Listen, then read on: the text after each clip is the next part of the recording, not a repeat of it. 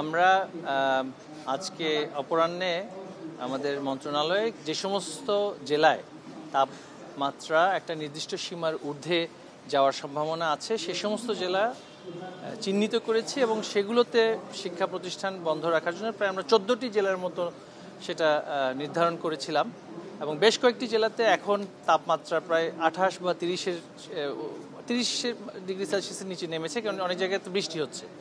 আমাদের যে অবস্থানটি ছিল সেটা হচ্ছে যে সমস্ত জেলায় তাপমাত্রা 30 বা 38 বা 40-এর ঘরে পৌঁছাচ্ছে না, সেই সমস্ত জেলায় তো আসলে শিক্ষা প্রতিষ্ঠান বন্ধ করে দিলে সেখানে শিক্ষার্থীরা ক্ষতিগ্রস্ত হবে। আর যে সমস্ত জেলায় তাপমাত্রা অনেক বেশি সেখানে বন্ধ থাকতে পারে। তো এই বিষয়টা নিয়ে আমরা ইতিমধ্যে একটা সিদ্ধান্ত দিয়েছি। তো এখন একটু আগে শুনতে পেয়েছি যে আদালত থেকে একটা এই বিষয়ে নির্দেশনা এসেছে।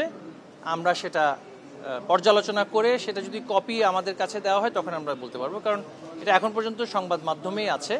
কোনো লিখিত নির্দেশনা পেলে আমরা সেই বিষয়ে সিদ্ধান্ত নেব যথাসময়ে। তবে আমাদের অবস্থান হচ্ছে যেখানে বৃষ্টি হচ্ছে, যেই জেলায় তাপমাত্রা কম, সেখানে তো শিক্ষা প্রতিষ্ঠান বন্ধ করে দেওয়ার কোনো যুক্তি নেই। সেটা হচ্ছে আমাদের নির্বাহী একটি অবস্থান, নির্বাহী যেহেতু শিক্ষা মন্ত্রণালয় এবং সংবিধান অনুসারে শিক্ষা মন্ত্রণালয়ের হচ্ছে এখতিয়ার শিক্ষা প্রতিষ্ঠান কখন বন্ধ হবে এবং কিভাবে পরিচালিত হবে সেটা সংবিধানে রুলস অফ বিজনেসে এটা শিক্ষা মন্ত্রণালয়কে সেই এখতিয়ার দেয়া হয়েছে। সেক্ষেত্রে আমাদের উচ্চ আদালত তাদের সেখানে একটা সুমোটো কিছু কিছু বিষয়ে অনেক সময় নির্দেশনা আদেশ দেওয়ার সেটার এখতিয়ার আছে, সেটা সংবিধান স্বীকৃত। তবে যেখানে ইতিমধ্যে শিক্ষা মন্ত্রণালয়ের সেখানে সাংবিধানিক একটা এখতিয়ার আছে, সেখানে এই বিষয়ে যদি কোনো সিদ্ধান্ত হয়ে থাকে আমরা সেটা অবশ্যই তার উপরের আদালতে আমরা অ্যাপিলেট ডিভিশনে সেটা নিয়ে যাব, কারণ এই বিষয়ে যার যার এখতিয়ার রাষ্ট্রের যে সমস্ত প্রতিষ্ঠানের যে এখতিয়ার সেখানের মধ্যে থাকাটাই সকলের জন্য সমীচীন বলে আমরা মনে করি। যেমন এখন এই মুহূর্তে সিলেটে বৃষ্টি হচ্ছে, আমরা যতটুকু জানতে পেরেছি সেখানে সিলেটের শিক্ষার্থীরা কেন শিক্ষা প্রতিষ্ঠান বন্ধ থাকবে, সেখানে তারা কেন শিক্ষা কার্যক্রম থেকে বঞ্চিত হবে। আমরা জানি চট্টগ্রামে এই মুহূর্তে সেই অর্থে এই তাপমাত্রা নেই, যে সমস্ত বিভাগে হচ্ছে সেইখানে সবে, কিন্তু সব কিছু ঢাকা কেন্দ্রিক মানসিকতা আমাদের একটা সৃষ্টি হয়েছে। গণমাধ্যমে আমরা দেখি যে ঢাকার তাপমাত্রা বেড়েছে, তাই এখন সারা দেশে আমাদের একটা একই ব্যবস্থা নিতে এই ধরনের একটা প্রবণতা দেখা যায়। আমরা সবার কাছে অনুরোধ করব যে সব কিছুতে শিক্ষা প্রতিষ্ঠানের উপরে কেন একটা আলোচনা আসে সেটা বন্ধ করে দিতে হবে।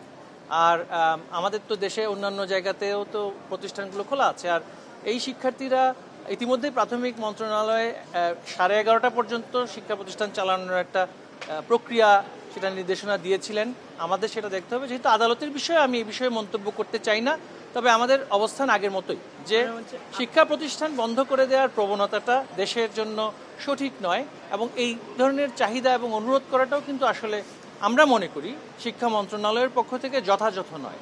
যে অনেক জায়গায় এখন এই শিক্ষার্থীরা কি প্রতিষ্ঠানে অসুস্থ হয়েছে নাকি বাইরে অসুস্থ হয়েছে সেটাও ভেবে দেখতে হবে। এখন শিক্ষার্থীরা বিদ্যালয়ে না থাকলে কোথায় থাকবে? আমরা আমাদের প্রান্তিক পর্যায়ে অনেক জায়গায় দেখেছি যে শিক্ষার্থীরা বিদ্যালয়ে না থাকলে মাঠে ময়দানে কর্মরত থাকে, কাজে থাকে। সেটা তাদের জন্য আরও বেশি বিপজ্জনক। বিদ্যালয়ে যখন তারা থাকে তখন সেটা তাদের জন্য অতটুকু বিপজ্জনক নয় যতটুকু সে যখন ধান কাটায় যদি তার বা মাঠে ময়দানে কৃষিকাজে পিতা মাতাকে সহযোগিতা করায় ব্যস্ত থাকে, সেটা তাদের জন্য অনেক বেশি বিপজ্জনক। তো শিক্ষা প্রতিষ্ঠান খুব বিপজ্জনক আর বাইরে ঘোরাফেরা করাটা খুবই নিরাপদ, এটা তো আসলে যুক্তিযুক্ত কথা হতে পারে না।